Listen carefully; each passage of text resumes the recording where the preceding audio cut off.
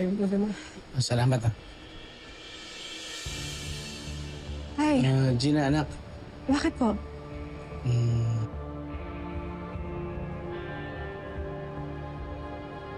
Busy ka ba? Pwede ba kitang kausapin?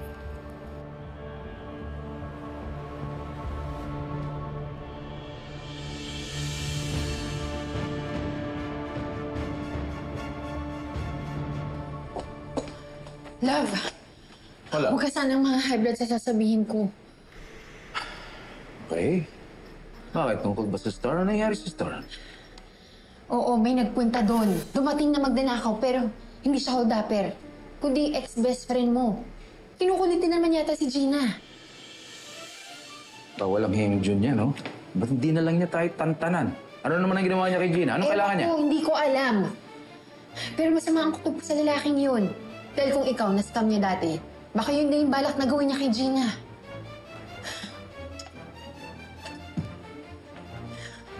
Love, huwag na huwag kang pumayag na maging biktima na ni June ang anak mo.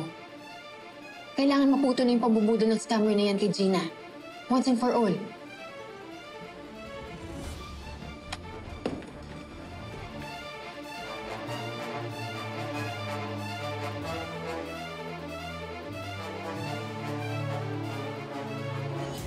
May problema po ba? Wala naman. Gusto ko lang magpasalamat sa iyo, Lo. Dahil pinagtanggol mo ako hanggang sa daddy mo. Anak, pasensya ka na kung naiipit ka sa amin dalawa. Tay, wag niyo na po ako alalahanin. Ginawa ko lang naman po kung anong tama. Sa totoo lang po, ayun kasing maipit si Mindy sa away ng pamilya natin. As much as possible, gusto ko na si Mindy sa environment na nagmamahalan at nagkakasundo lahat. Napakaswerte talaga ng anak ko. Ikaw ang napangasawa niya.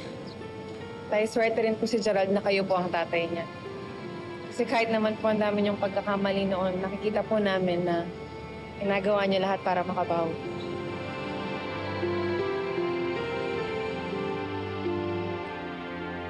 Gina! Gina! Dad! Layuan mo siya. Ikaw, huwag ka makahawak sa akin. Dad! Dad, ano ba? Nag-uusap lang kami. Wala siyang ginagawang masama.